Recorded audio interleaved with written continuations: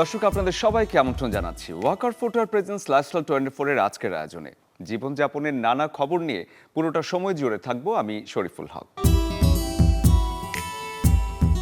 সবকিছুতেই বেশি বেশি ভালো লাগলেও ওজনটা যদি বেশি হয় সেটা একেবারেই ভালো লাগে না। তবে শরীরটা যখন নিজের, তখন নিজেকে তো ভালোবাসতেই হবে। শুরুটা আজ প্লাস সাইজের সবার জন্য। জানাবো এমন জায়গার খোঁজ যেখানে 80-90 সাইজের প্যান্ট শার্ট মিলবে খুব সহজেই। শরীর যদি হয় 70, 80 কিংবা 90 সাইজের, এখন আর চিন্তা নেই কোনো, কারণ রাজধানীতে মিলছে যত বড় শরীর ঠিক তত বড় পোশাক। আজ আমরা এসেছি এমন এক ফ্যাশন হাউজে যেখানে আছে সব ধরনের সব ডিজাইনের পোশাক। জানাবো কেমন এসবের দরদাম। আপনার বডি আছে 80, কোনো ব্যাপার নেই, আছে আমার কাছে কিন্তু 80 ওয়েস্ট পর্যন্ত আপনারা প্যান্ট পাবেন ইনশাল্লাহ। 80, 70, 60, 62 এগুলো সব অ্যাভেলেবেল। শুধু শার্ট না, শার্ট, গেঞ্জি, পোলো, সুইপ শার্ট, হুডি, যারা দেশের বাইরে যাচ্ছে তাদের জন্যও কিন্তু আমার শীতের প্রোডাক্ট বছরে 365 দিন ইনশাল্লাহ অ্যাভেলেবেল। কোনো কিছুর জন্য এখান থেকে ছোট বাচ্চার থেকে শুরু করে একদম 80 পর্যন্ত ওয়েস্ট, যারা 500 কেজি, 550 কেজি, কোনো সমস্যা নেই। চলে আসেন মাগুরা ফ্যাশনে ইনশাল্লাহ, মিরপুর 1 দক্ষিণ বিশিলে। আপনাদের 1-এর ভিতর 100 সব প্রোডাক্টগুলো কিন্তু পাবেন এবং কি রিজনেবল। এই যে প্রোডাক্টটা অনলি ফর 1450 টাকা, অনলি ফর 1450 টাকা। বাট এই প্রোডাক্টটা যদি আপনি এই প্যান্টটা অনলি 690 টাকা, অনলি ফর 690 টাকা। তার মানে আপনি এখান থেকে যদি প্রোডাক্ট নেন ইনশাল্লাহ আপনি বানানো মজুরি যে কয় টাকা, সেই টাকাই কিন্তু আপনি প্রোডাক্টগুলো পেয়ে যাবেন এবং কি অরিজিনাল। এই কাপড়গুলো কিন্তু সব জায়গায় পাওয়া যায় না। এটা জ্যাকমোর একটা ইউরোপিয়ান ব্র্যান্ড, অনলি ফর 380 টাকা, অনলি ফর 380 টাকা। এটাও 380 টাকা। আপনি যদি টমিল ফিগারে চান, যারা একটু বড় বডি, 60, 58, 56 এসব বডির মাল কিন্তু অবশ্যই আছে। এটা 1350 টাকা। জিন্সগুলো আপনার এটা 1250 টাকা। ডুস্টিং আছে আপনার আছে 1350 টাকা, 1350 টাকা। এটা 1250 টাকা। মানে এর ভিতরেই আপনার 1070, 1250, 850 এর ভিতরেই আপনার সব কিছু। জ্যাকেটগুলো আপনার 5600 টাকা, 4200 টাকা, 3500 টাকা, 1850 টাকা। সদ্যই সাবেক স্বামীকে হারিয়েছেন একসময়ের বলিউডের দাপুটে নায়িকা কারিশমা কাপুর। ব্যক্তি জীবনে ভালোবেসেছিলেন বচ্চনপুত্র অভিষেককে, কিন্তু বিয়ে করেছেন ব্যবসায়ী সঞ্জয় কাপুরকে। কেন টিকল না সেই বৈবাহিক সম্পর্ক ভেঙে ডিভোর্সি বা কতটা লাভবান হয়েছেন কাপুর কন্যা, জানাবো এবারে সেই গল্পটা। বলিউডের গ্ল্যামারের দুনিয়া একসময় কাঁপিয়েছেন তিনি আজ ব্যক্তি জীবন নিয়ে সংবাদ শিরোনামে। সদ্যই সাবেক স্বামী সঞ্জয় কাপুরের মৃত্যুর খবর পেয়ে আলোচনায় উঠে এসেছেন কারিশমা কাপুর। 2003 সালে শুরু হয় কারিশমা ও সঞ্জয়ের সংসার। জীবনের পর্দার পেছনের যে সম্পর্ক এতদিন ছিল আলোচিত, শেষ পর্যন্ত পরিণত হয় বিচ্ছেদে। তবে কেন এমন সিদ্ধান্ত নিতে হলো কারিশমার?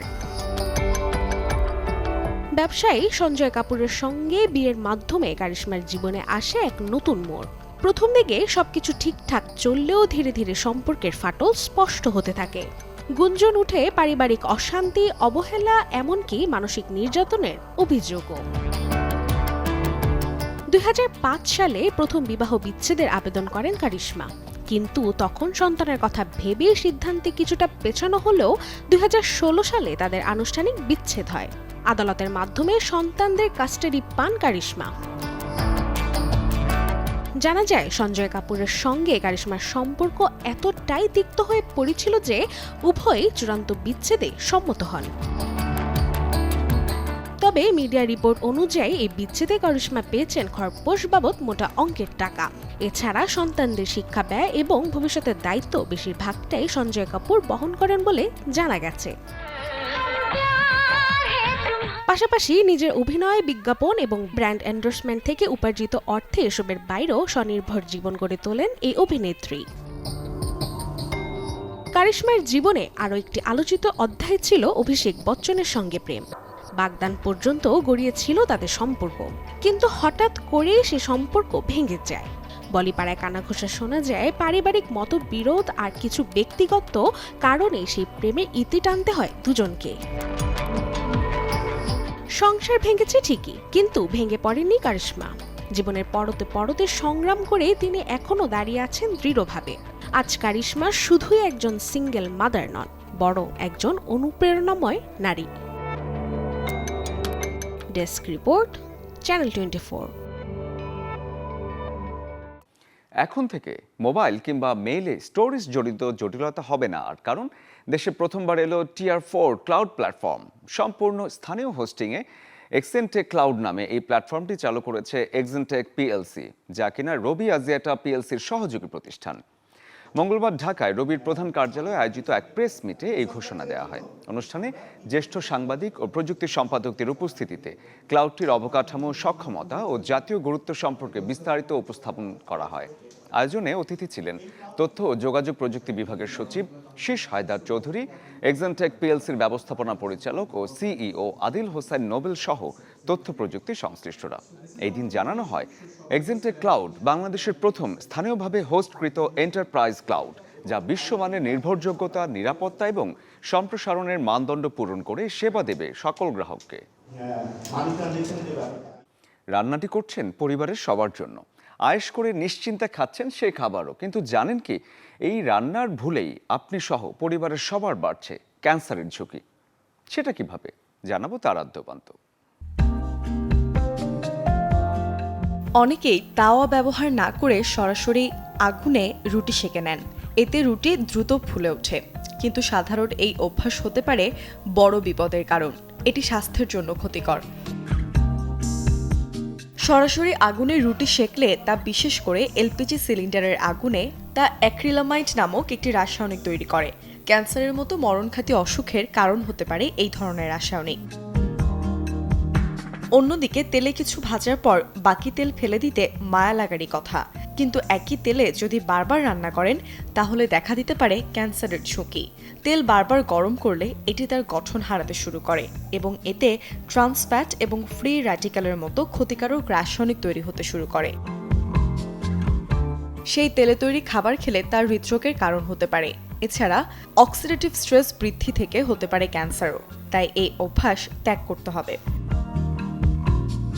বেশ কিছু সবজি আছে যেগুলো খোসা না ছাড়িয়ে খাওয়া যায় না, তবে বেশিরভাগ সবজির খোসাই খাওয়ার উপযোগী। তবে অনেকে আবার সব সবজিরই খোসা ফেলে খান। যদি থাকে এমন অভ্যাস, তাহলে তা বাদ দেয়াই ভালো।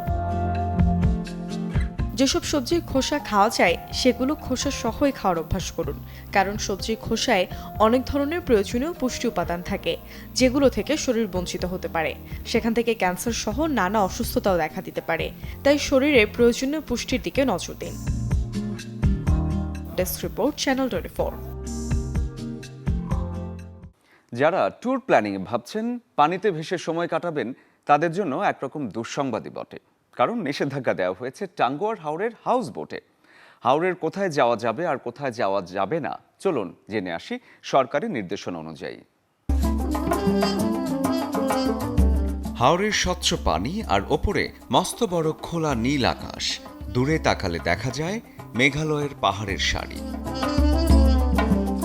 পাহাড় থেকে নেমে আসা ঝর্ণা আর হাজারো পাখিদের দেখা মেলে শুধুমাত্র টাঙ্গুয়ার হাওরেই।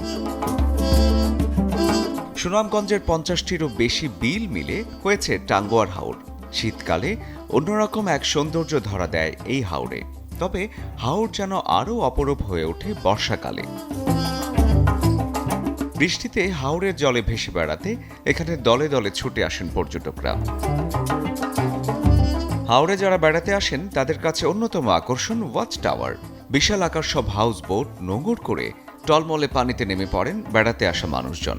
তবে মুশকিলটা হচ্ছে, আনন্দ করতে গিয়ে ক্ষতি হচ্ছে জীববৈচিত্র্যের। তাই হাওরের সৌন্দর্য রক্ষায় পর্যটকদের জন্য সুনামগঞ্জ জেলা প্রশাসন জারি করেছে 13টি নির্দেশনা।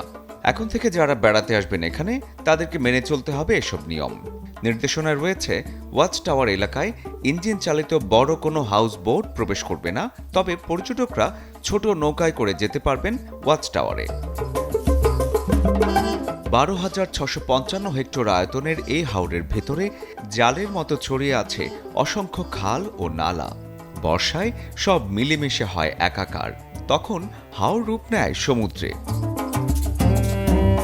হাওরের উত্তরে ভারতের মেঘালয় পাহাড়। পাহাড় থেকে ৩৮টি ঝর্ণা নেমে এসে মিশেছে টাঙ্গুয়ার হাওরে। ওয়াচ টাওয়ার ছাড়াও নীলাদ্রি লেক, বারেকের টিলা, শিমুল বাগান সহ আছে নানা পর্যটন স্পট। তাহিরপুর থেকে টেকের ঘাট, পুরো পথটাই দারুণ এক অভিজ্ঞতা ভ্রমণ পিপাসুদের কাছে। তবে হাওরের সৌন্দর্য দীর্ঘস্থায়ী করতে এখন থেকে মানতে হবে নিয়ম। শরীফুল হক, চ্যানেল 24। এই ছিল ওয়াকার ফুটার প্রেজেন্স লাইফস্টাইল 24 এর আজকের আয়োজন। আরও সব খবর জানতে ভিজিট করুন আমাদের ফেসবুক পেজ এবং ইউটিউব চ্যানেলে।